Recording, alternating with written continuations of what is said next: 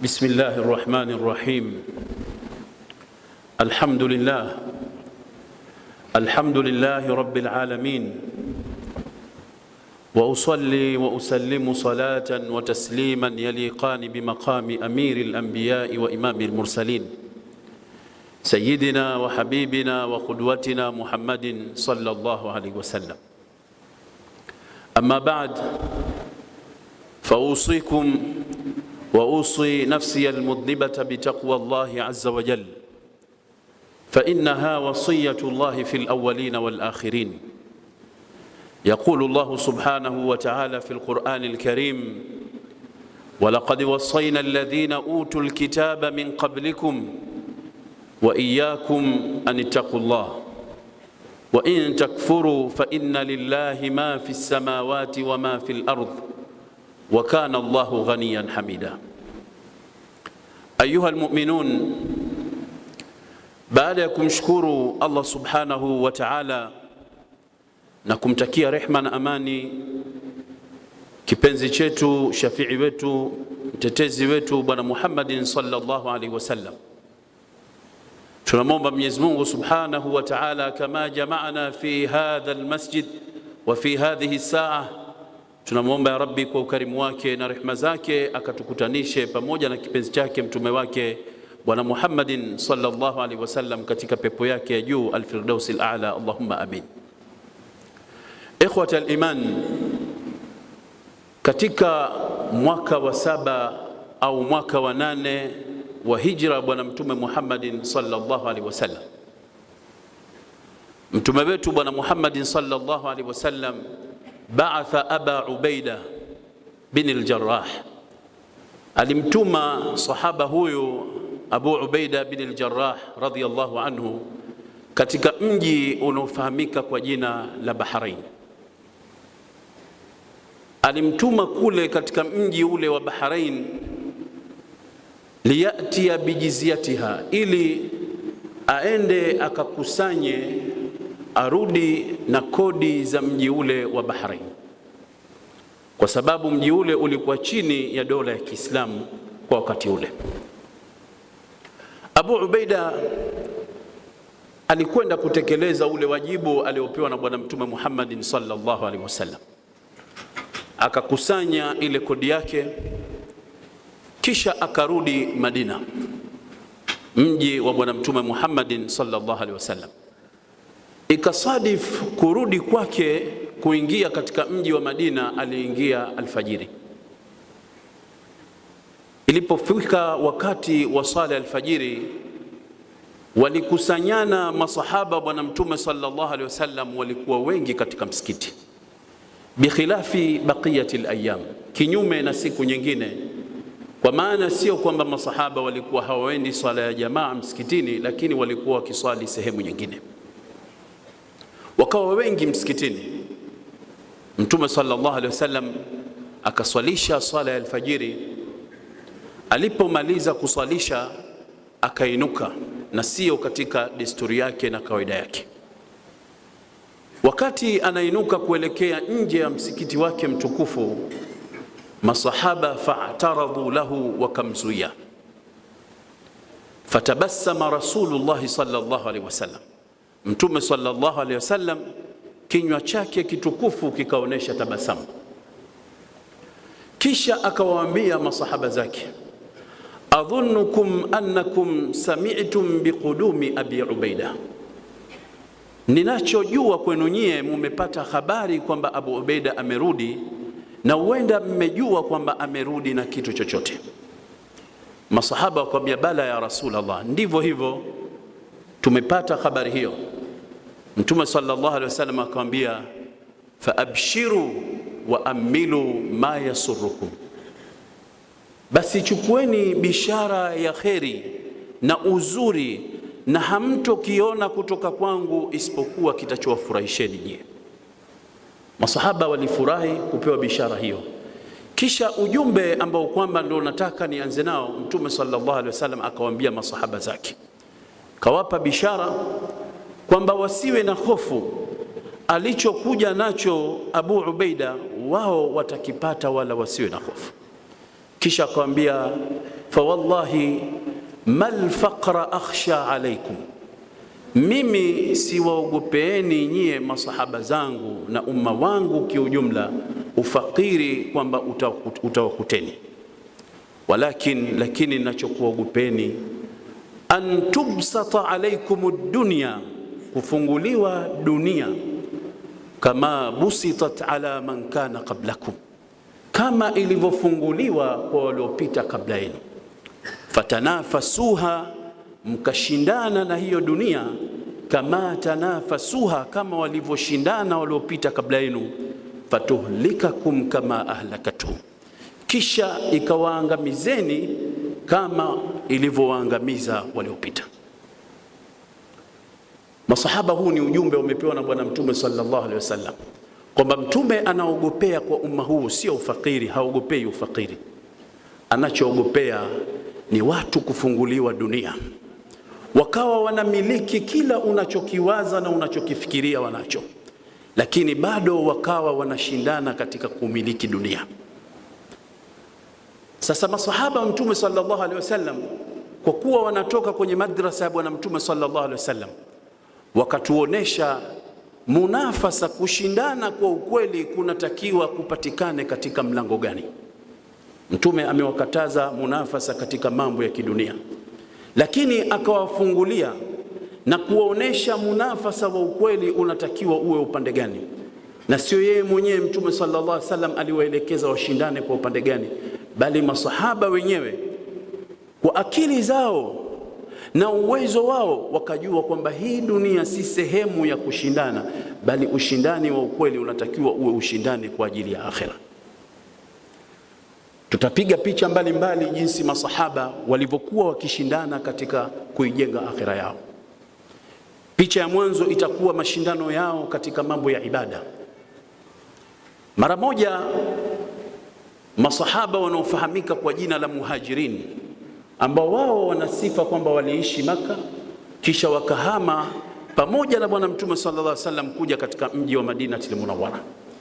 Hawa masahaba wa Kimuhajirin walikuwa na sifa baadhi yao ya ufakiri, kuwa na dhiki ya kimaisha kwa sababu ya mali zao kuziwacha Maka, kunyang'anywa kule, wakaingia Madina wakiwa na hali ngumu sana.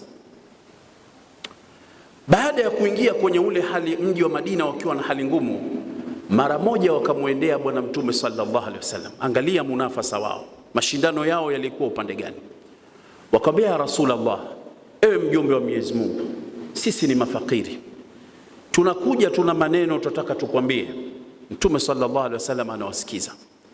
Wakamwambia, ya Rasulullah, dhahaba ahlu duthur bil ujur, matajiri wameondoka na thawabu zote unazozijua wewe. Hii ni statement, maelekezo, maneno, madai wameyatoa na yanataka ushahidi kwamba matajiri wenye uwezo wameondoka na thawabu zote.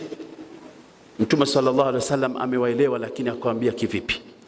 Wakamwambia, yusalluna kama nusalli, wanasali kama tunavyosali, wayasumun, na wanafunga kama nasumu, kama tunavyofunga, lakin yatasaddaquna bifudhuli amwalihim, wao wana ziada ya uwezo waliopewa na Allah, wanazitoa pesa zao na uwezo wao katika mambo ya khairi. Sisi hichi hatuna, ndio maana tumekuambia wameondoka na khairi zote. Mtume sallallahu alaihi wasallam akawaambia, je, hamtaki niwaelekeze jambo? Lau jambo hilo na nyie mkilifanya mtashindana nao hao ambao kwamba mwaona wanafanya makubwa kwa uwezo wao, mtashindana nao. Bila shaka masahaba wanataka kulijua. Mtume sallallahu alaihi wasallam akawaambia, Mwenyezi Mungu amewajalieni nyie katika kila baada ya sala mtu kusema subhanallah, alhamdulillah, Allahu akbar. Haya maneno ambayo anayaweza mtu wa chini ambaye hamiliki chochote, lakini kuyafanya maneno haya, kuyazungumza maneno haya matukufu, atashindana na watu waliotoka mambo makubwa. Wakajilazimisha mafakiri wale wa Kimuhajirin kufanya zile nyiradi walizoelekezwa na Bwana Mtume Muhammadin sallallahu alaihi wasallam. Baada ya muda wakarudi tena kwa Mtume Muhammad sallallahu alaihi wasallam, wakamwambia Rasulullah, wamesikia matajiri, angalia munafasa wa ukweli uko katika mlango gani. Wamesikia kile ulichotuambia kwamba tutawafikia kwa tasbiha zetu na tahmida zetu na tahlila zetu, na wao wanafanya kama tunavyofanya. Kina Abdurrahman bin Auf wanafanya, na ni matajiri, kina Abu Bakar radhiyallahu anhu.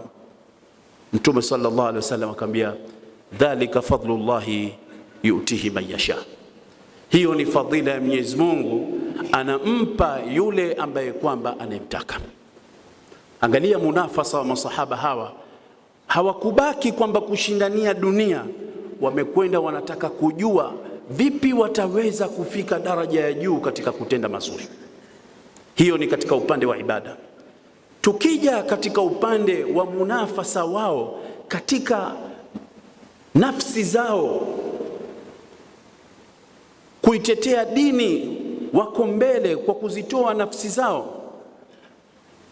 Katika mwaka wa pili wa hijra ya Bwana Mtume Muhammad sallallahu alaihi wasallam, baada ya Mtume kutangaza kwamba kuna vita vinavyofahamika vita vya Badri katika historia, akawaambia Waislamu, tutokeni, kuna msafara tuko uteke. Kisha vikavuka vita vya Badri. Baada ya Mtume sallallahu alaihi wasallam kutangaza kwamba kuna msafara unataka ukafanye vita, kuna bwana mmoja sahaba Bwana Mtume sallallahu alaihi wasallam anaitwa Khaythama bin al-Harith al-Ansari.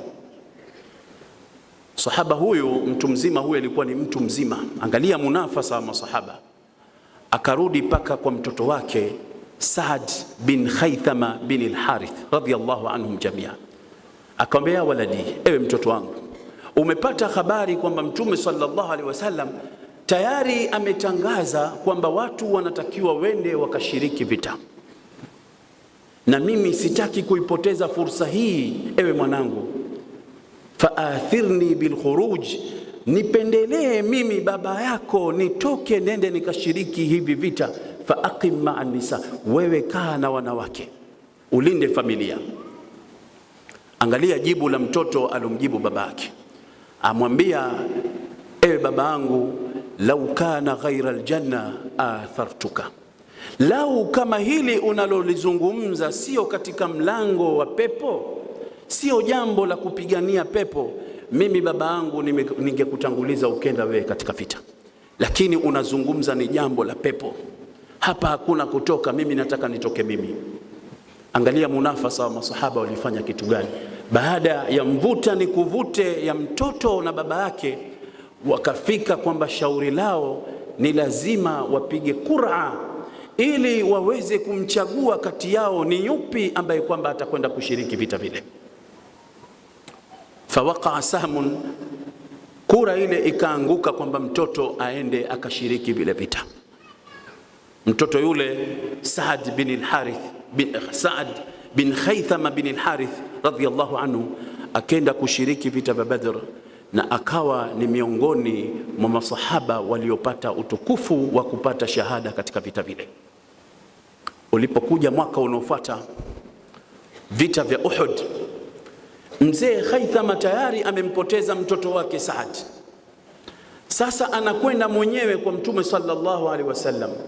Angalieni munafasa wa masahaba, alafu tuzilinganishe nafsi zetu, tuangalie tuko wapi. Mzee Khaythama tayari amempoteza mtoto wake mwaka wa pili hijiria. Mwaka wa tatu kuna vita vya Uhud, anakwenda kwa Mtume sallallahu alaihi wasallam, ya Rasulullah, na mimi nataka niende kwenye vita. Mtume sallallahu alaihi wasallam anamwambia, wewe ni mtu mzima, umri umekwenda, ni bora urudi ukapumzike. Mzee Khaythama anatokwa na machozi, anamwambia, Rasulullah, mwaka jana nilishindwa kushiriki vita kwa sababu ya kura iliyoanguka kwa mtoto wangu, lakini jana, usiku wa jana, nimeota ndoto mtoto wangu yuko kwenye pepo na ananikumbatia mikono hivi, anamwambia, wajatu, nimekuta katika pepo yale aliyoyaahidi Mwenyezi Mungu yote ya ukweli. Njoo baba, kuna anhar, kuna mambo kadha wa kadha. Ya Rasulullah, naomba uniruhusie. Mtume sallallahu alaihi wasallam akamruhusu mzee Khaithama kwenda kushiriki vita vile vya Uhud, naye akawa ni miongoni mwa masahaba waliopata utukufu wa kupata shahada katika vita vile. Huo ndio munafasa wa masahaba wa Bwana Mtume Muhammadin sallallahu alaihi wasallam. Tukija katika munafasa mwingine ambao wametupigia arwa al-amthal, mifano mizuri masahaba wa Mtume sallallahu alaihi wasallam, kwa sababu wao wanajua wanaofanya naye biashara ni Allah subhanahu wa ta'ala, ambaye yeye unachokiweka kwake yeye hakuna kinachopotea. Ya ayyuhalladhina amanu hal adullukum ala tijaratin tunjikum min adhabin alim tu'minuna billahi wa rasulihi wa tujahiduna fi sabilillahi bi amwalikum wa anfusikum. Mwenyezi Mungu anatangaza biashara ambayo itatuokoa sisi Waislamu na sisi waumini kutokamana na moto. Biashara hiyo ni biashara ambayo kwamba haina hasara. Unapofanya biashara na Allah hakuna hasara ndani yake, bali yeye unapoingia naye biashara Allah subhanahu wa ta'ala, ukatokea kwenye ile biashara ukaingia hasara, ukafanya maasi, siku ukaamua kwenda kurekebisha mkataba wako na Allah, faulaika yubaddilu Allahu sayiatihim hasanat, Allah anakubadilishia ile hasara uleingia, anakuwekea wema ndani yake. Biashara na Allah tijaratan lan tabur, haiwezi kupata hasara ndani yake. Sahaba mmoja anaitwa Abu Talha al-Ansari radhiyallahu anhu. Huyu ni mtu mzima, alifika katika umri mkubwa, akatoka na watoto wake, wamekwenda katika mji ambao sasa hivi ni katika nchi za Uturuki kwa ajili ya kwenda kushiriki vita. Abu Talha al-Ansari akaambiwa na watoto wake, ya abana, ewe baba yetu, yarhamukallah, Mwenyezi Mungu akurehemu, hala taraktana, kwa nini baba usituachie sisi watoto wako tukakuwakilisha kwenye hivi vita? Wewe umepigana vita wakati wa Mtume sallallahu alaihi wasallam, wakati wa Abu Bakar, wakati wa Umar, hichi kipindi hichi umri umekwenda, sisi watoto wako tutafanya niabatan anka, badala yako tutakwenda. Sasa hivi wewe ni mtu mzima.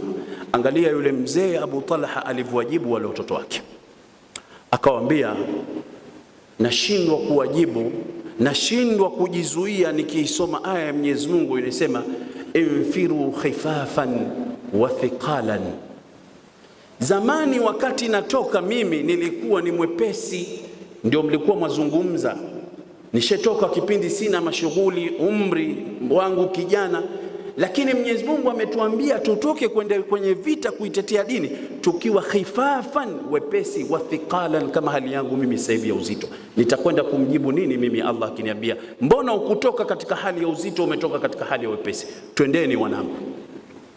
Abu Talha anapanda jahazi, wanaelekea kwa ajili ya kwenda kwenye vita. Mule ndani ya jahazi, mzee huyu, sahaba huyu radhiallahu anhu, anaumwa maradhi mazito.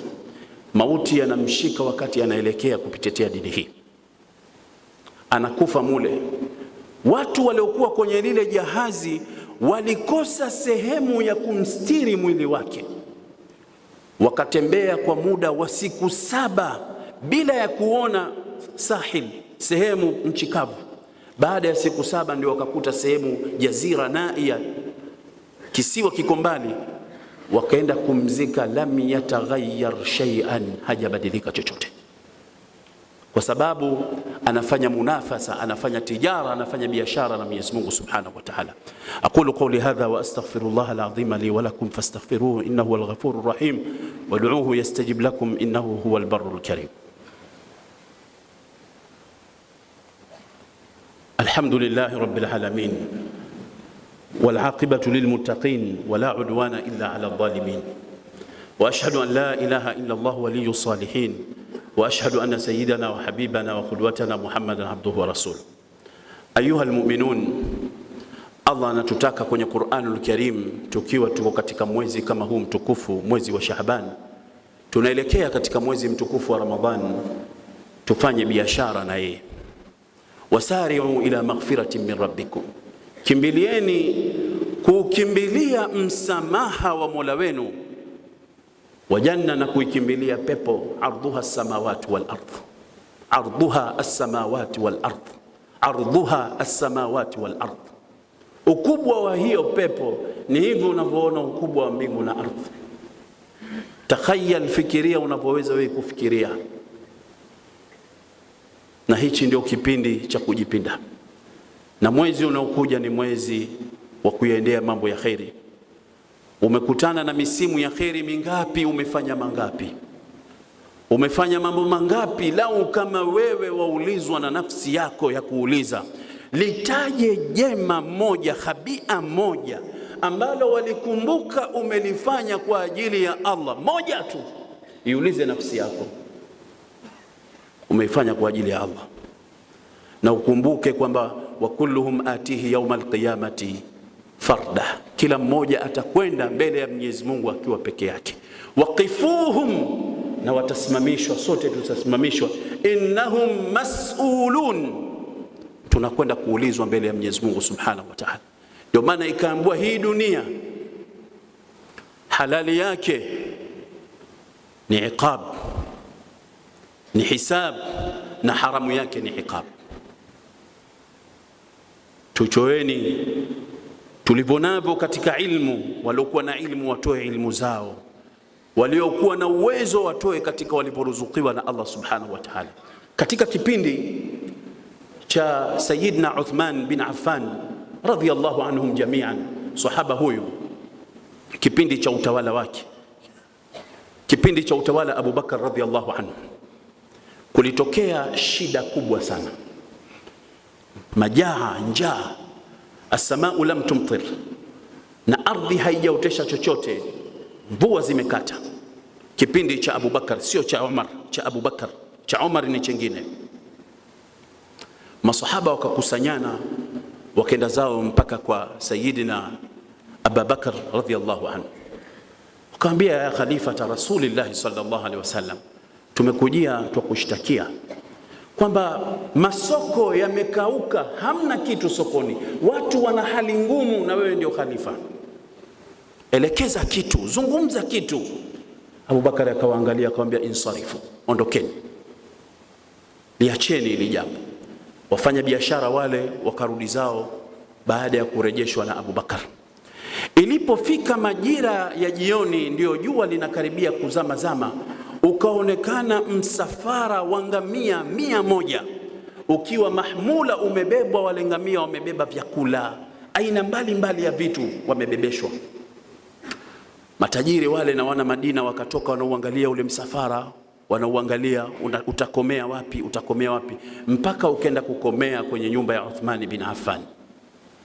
Ule msafara ulipokomea pale, matajiri wakakusanyana, wakaenda zao mpaka kwa Uthman bin Affan, wakamwambia, ewe mkwe wa Bwana Mtume sallallahu alaihi wasallam, ewe uleandaa jeshi la usra, jeshi la Tabuk, tumekujia hali wajua ya soko, tuomba utuuzie hizi biashara ulizokuwa nazo, hivi vitu tuvipeleke sokoni tukauzie watu, kwa sababu sasa hivi hakuna chochote sokoni, kumekauka. Sayyidina Uthman akamwambia, hubban wa karama, karibuni, karibuni, mtanipa kwa bei gani hizi bidhaa mnazoziona hapa? Wakamwambia, tutakupa katika kila 10 tutakuwekea 2, ulichokiinua 10 tutakuwekea 12, tutakuongezea 2, utapata faida 2. Wakamwambia Sayyidina Uthman, laqad zaduni, nimepewa ofa kuliko hiyo. Wakamwambia, tutakuwekea katika kila 10 tutakuwekea 4. Akamwambia, laqad zaduni, nimepewa ofa kuliko hiyo. Wakamwambia, tutakuwekea katika kila 10 tutakuwekea 5. Akamwambia, laqad zaduni, nimepewa ofa kuliko hiyo. Matajiri wakaangaliana, wakamwambia, nahnu, sisi ndio matajiri wa mji huu wa Madina, Hakuna tajiri mwingine mfanyabiashara tunamjua, hakuna mtu anaweza kukupa ofa kama tuliokupa sisi. Hebu tutajie ni nani aliyokupa ofa hiyo kubwa zaidi tuliokupa sisi? Saidna Uthman bin Affan radhiyallahu anhu akawaambia, nimepewa ofa kwamba kila kimoja mimi nitachokiweka napewa mara 10 yake. Kisha akawaambia, man jaa bil hasanati falahu 10 amthaliha, unapotoa moja unapewa mara 10. Mimi nimepewa na Allah mara 10, nikitoa kimoja naekewa 10. Sikilizeni nyie wafanya biashara, hizi mali shuhudieni, mnazoziona zote nimezitoa sadaka kwa ajili ya watu wa Madina. Sichukueni zipelekeni sokoni na muwape watu bure, nimezitoa kwa ajili ya Mwenyezi Mungu Subhanahu wa Ta'ala. Hiyo ndio munafasa. Mathalul ladhina yunfiquna amwalahum fi sabilillah kamathali habatin anbatat 7 sanabil fi kulli sumbulatin 100 habba. Sio hivyo tu, wallahu yudha'ifu liman yasha, wallahu yudha'ifu liman yasha, yudha'ifu liman yasha. هذا وصلوا وسلموا على إمام المرسلين وقائد الغر المحجلين، فقد أمركم الله بالصلاة والسلام عليه في محكم كتابه، حيث قال عز قائلا عليما: إن الله ملائكته يصلون على النبي يا أيها الذين آمنوا صلوا عليه وسلموا تسليما.